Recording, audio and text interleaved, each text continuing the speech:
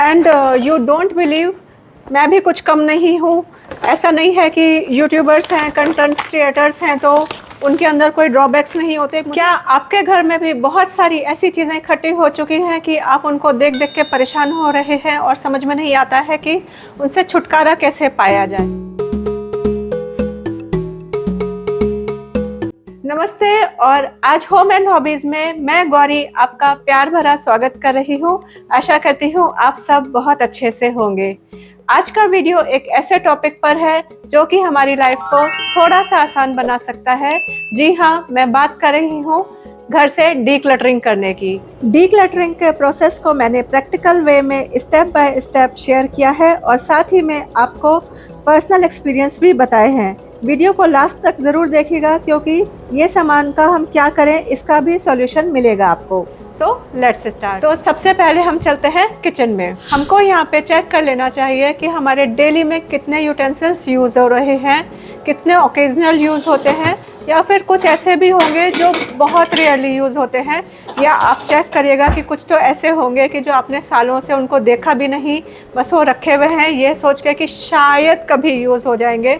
कुछ टूटे हुए होंगे या गिफ्ट में मिले होंगे या फिर कई चीज़ों के साथ में फ्री में भी आ जाते हैं। लेकिन आज ही आप ये एक अपना दृढ़ संकल्प बनाइए कि जो यूटेंसिल्स हमारे कभी यूज़ नहीं होते हैं या टूट गए हैं उनको तुरंत ही हटा दीजिए। और देखिए आपके किचन में कितना स्पेस भी क्लियर हो जाएगा और आपको वर्क करना कन्वीनियंट लगेगा। अब ये तो एक बिल्कुल ही कॉमन इशू है, वो है कि अलमारी में कपड़े रखने की जगह नहीं होती, स्पेशली हम लेडीज़ के लिए। तो इसका सबसे अच्छा सॉल्यूशन ये रहता है कि पिछले साल 2 साल से आपने जो कपड़े नहीं पहने हैं, आपको कंफर्टेबल नहीं हैं, उनको आप तुरंत ही हटा दीजिए। 99% चांसेस हैं कि आप उनको वापस से नहीं पहनने वाले हैं। या तो वो साइज़ में छोटे हो गए हैं, या फिर वो आपको कंफर्टेबल नहीं है, या फिर वो समहाउ किसी तरह से आपको पसंद नहीं है। लेकिन आप ये सोच के रखते हैं कि अभी तो ये हमने बहुत कम यूज़ किया है, या हो सकता है कि हमारा साइज़ चेंज हो जाए तब हम उसको यूज़ कर लेंगे। लेकिन जनरली ऐसा होता नहीं है, बस वो अलमारी के अंदर एक स्पेस ऑक्यूपाई करके रखते हैं, वो क्लटर ही क्रिएट करते हैं। यहाँ पे पीओवी मैं आपको ये बता रही हूँ कि इसमें मैं वुलेंस, आपके पार्टी वियर, साड़ीज़, या फिर आप जिन कपड़ों से बहुत ज़्यादा इमोशनली अटैच्ड हैं उनको मैं इसमें इंक्लूड नहीं कर रही हूँ। कुछ बच्चों के भी कपड़े ऐसे होते हैं कि बस हम उनको यादों के उससे रखते हैं, या फिर उनके छोटे हो गए हैं कि हाँ हम किसी को दे देंगे, डोनेट कर देंगे, लेकिन बस वो बैक ऑफ द कॉर्नर अलमारी के अंदर एक्यूमुलेट ही होते रहते हैं, क्लटर क्रिएट करते हैं। Remove them now. Let's talk about plastic. आजकल ज़्यादातर सामान के साथ में प्लास्टिक कंटेनर्स आते ही हैं, क्योंकि आजकल हर चीज़ पैकेजिंग में आती है। कितने प्यारे कई बार कंटेनर्स होते हैं और हम क्या सोच के रखते हैं, हम इनको DIY कर लेंगे, हम इनको रीयूज़ कर लेंगे, कुछ मसाला भर लेंगे, कुछ दालें भर लेंगे, फ्रिज में रख लेंगे, कुछ नहीं तो प्लांटर तो बन ही जाएगा। लेकिन कितने दिन तक, कितना, ये सोचिए और इनको डिस्कार्ड कर दीजिए। अगर आपको रखना ही है रीयूज़ करने के लिए या फिर कुछ DIY करने के लिए, 2-4 रखिए, 8-10 रखिए, बाकी चीज़ों को हटा दीजिए। अभी अगली जो मैं आपको चीज़ बताने जा रही हूँ वो भी डिक्लटरिंग में बहुत इम्पॉर्टेंट है, वो है स्टेशनरी। स्पेशली अगर घर में बच्चे हैं तो छोटे हैं या बड़े हैं। Notebooks, pencils, erasers, sketch pens, colour pens, pastel colours, school की बुक्स, पूरी शॉप खुली रहती है घर के अंदर। अगर आप अपना बच्चों का स्टेशनरी सेक्शन या स्टडी टेबल देखने जाएंगे ना, तो वहाँ पे ऐसी सब चीज़ों का आपको पूरा का पूरा एक अच्छा सा कलेक्शन मिल जाएगा।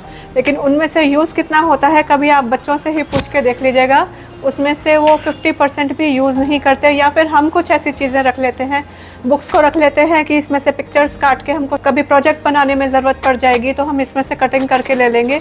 लेकिन वो कितना यूज़ होती हैं कभी सोचिएगा और मुझे बताइएगा ज़रूर कि आपने इतना सारा सामान अपने घर के अंदर कलेक्ट करके रखा है।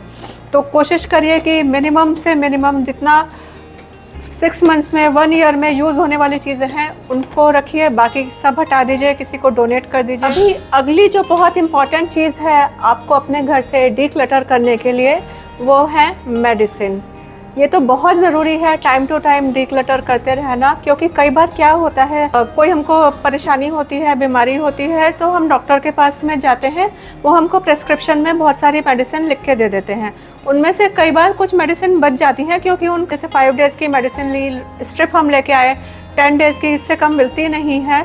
तो बाकी की जो 5 दिन की बची, हम क्या सोच के रख लेते हैं कि नेक्स्ट टाइम जब हम जाएंगे तो डॉक्टर हमको शायद यही वाली मेडिसिन बताएंगे, या हम उनसे पूछ लेंगे, और वो रखी रहती हैं।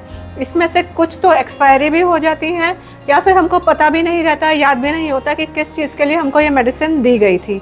और जब ज़रूरत होती है तो हमको अपनी जो मेडिसिन ड्रॉर होती है या एरिया होता है, उसमें काम की मेडिसिन ढूंढना बहुत मुश्किल हो जाता है। तो इसीलिए टाइम टू टाइम अपने मेडिसिन एरिया का भी डिक्लटरिंग करते रहना चाहिए। इसके ऊपर मैं पूरा एक प्लान डिटेल वीडियो बना चुकी हूँ। इस वीडियो के बाद आप ज़रूर देख लीजिएगा, आपको मोटिवेशन मिलेगा अपना मेडिसिन एरिया क्लियर करने के लिए। कितने प्यारे शॉपिंग बैग्स होते हैं ना ये। हाँ, किसी को कुछ देना होगा ना तो उसमें काम में आ जाएंगे, नहीं तो कुछ नहीं तो मैं इनका कुछ DIY कर लूँगी, या शॉपिंग में जाएंगे ना तो इनको लेके चले जाएंगे, काम में आ जाएंगे। रखते हैं ना हम ऐसे ही बैग्स बहुत सारे घर के अंदर, जो हमारे घर में रेगुलर आते ही रहते हैं, लेकिन वो किसी और कभी कितनी बार आता है वो चेक करके देखिएगा, और उसके कंपैरिजन में ये वाले बैग्स कितनी बार आते हैं ये चेक करके देखिएगा। यू डोंट बिलीव, मैं भी कुछ कम नहीं हूँ। ऐसा नहीं है कि यूट्यूबर्स हैं, कंटेंट क्रिएटर्स हैं तो उनके अंदर कोई ड्रॉबैक्स नहीं होते, मुझे भी, क्योंकि ये सब चीज़ें ना हटाते हुए बहुत दुख होता है। लेकिन मैं इनको अभी रिसाइकिल करती हूँ। जो ये पेपर बैग्स हैं इनको मैं रद्दी में निकाल देती हूँ। इस टाइप के जो पॉली बैग्स रहते हैं ये ग्रोसरी लाने में काम में आ जाते हैं, या कई बार ना मैं इनको सब्जी वालों को ही या ऐसे लोगों को दे आती हूँ जिनको इनकी ज़रूरत है। बड़े वाले बैग्स आते हैं, जैसे ये वाले बैग्स हैं, इनको मैं जैसे अभी मैं डोनेशन करूँगी उसमें काम में ले लूँगी, क्योंकि हमको लेके भी तो जानी होती है चीज़। तो ये पूरा बैग आप देखेंगे तो इसी तरह से भरा हुआ है।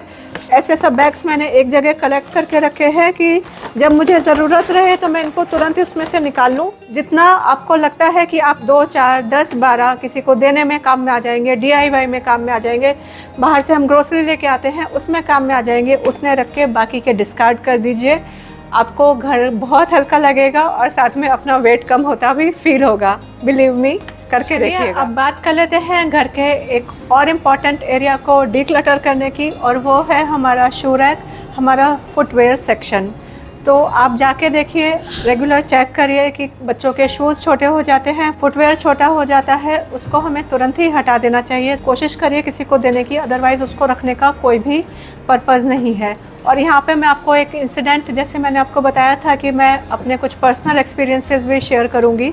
तो एक बार क्या हुआ था, कोरोना के टाइम की बात है, मेरा एक पार्टी वेयर था। कोरोना के टाइम पे 2-3 साल तक कहीं निकले नहीं, तो वो पार्टी वेयर और ये सब ऐसे ही रखे हुए थे शू रैक के अंदर। उसके बाद में जब वापस से जाना आना शुरू हुआ, हमको कहीं जाना था, मैंने बहुत शौक से वो पार्टी वेयर निकाल लिया कि आज तो इसका नंबर आया है, इसको हम पहन के जाएंगे।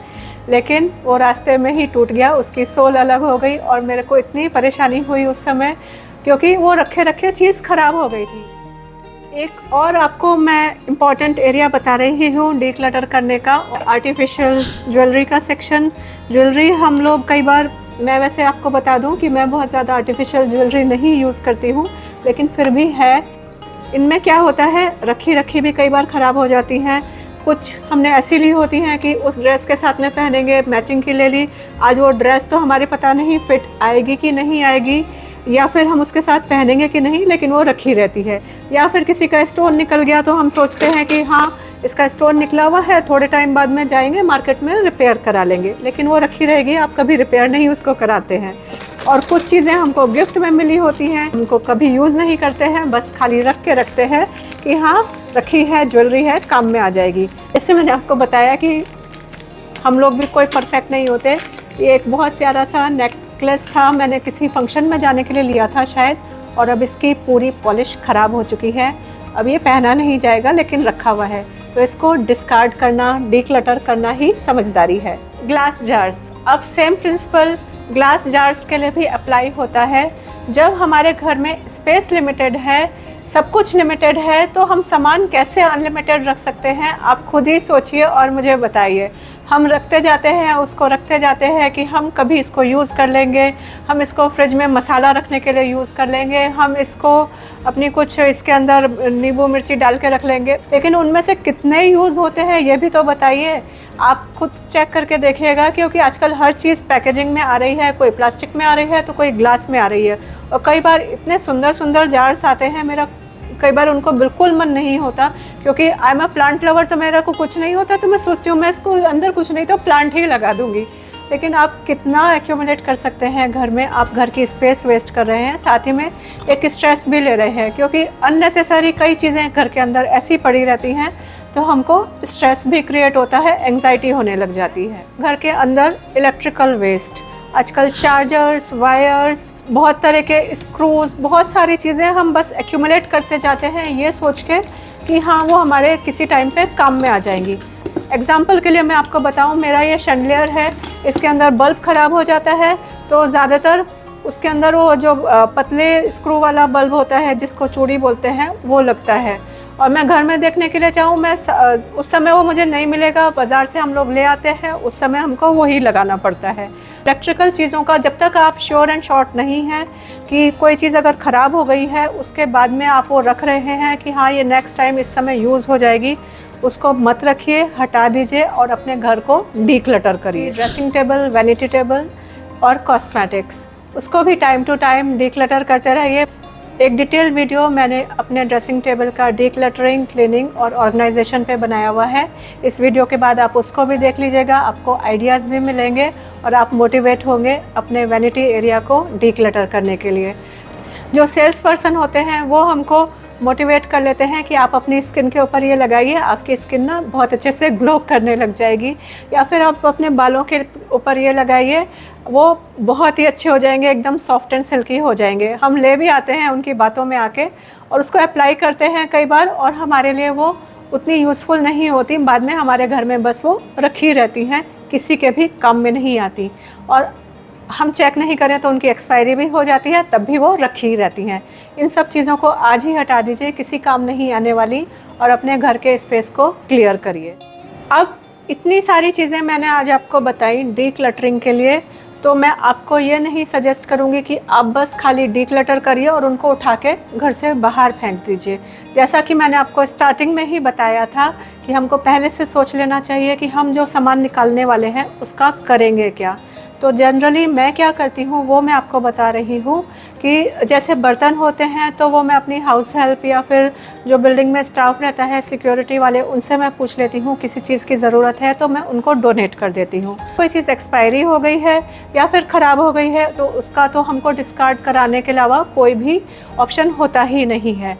इसके बाद में एक सॉल्यूशन होता है कि हम फिर ऐसी चीज़ें हैं अच्छी कंडीशन में हैं, आपके यूज़ में नहीं आ रही हैं, तो आप उनको रीसेल में भी डाल सकते हैं। आजकल बहुत ऐसे ऑनलाइन प्लेटफॉर्म्स अवेलेबल हैं जहां पे आप इनको रीसेल में डाल सकते हैं।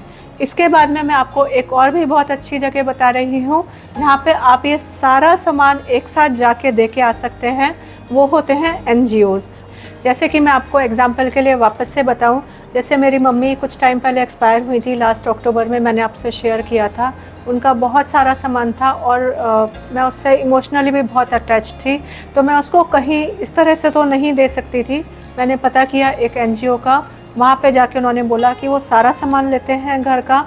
तो मम्मी का जितना भी सामान था ऑलमोस्ट मैंने 80% सामान, 80% बोल रही हूँ, 20% अभी भी मेरे पास में है, क्योंकि इमोशनल अटैचमेंट है मुझे आज दिन भी उनकी कई चीज़ों के साथ में।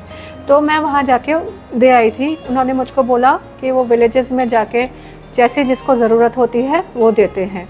तो मेरे पास में एक मोटिवेशन भी आया, हाँ मैं घर में इस तरह से और भी सामान, बच्चों की स्टेशनरी है, कपड़े हैं, बर्तन है, बेडशीट्स हैं, कर्टन्स हैं, सब चीज़ें वो लेते हैं और उसको रिसाइकिल करते हैं, रीयूज़ करते हैं। तो आप भी अपने घर के आसपास में किसी ऐसे एरिया को पता करिए और आज ही अपने घर से सामान को डीक्लटर करिए और फील द चेंज। तो अगर आपको ये वीडियो मोटिवेशनल लगा है, यूज़फुल लगा है, तो प्लीज़ लाइक दीजिएगा जिससे कि मेरा भी मोटिवेशन बढ़े।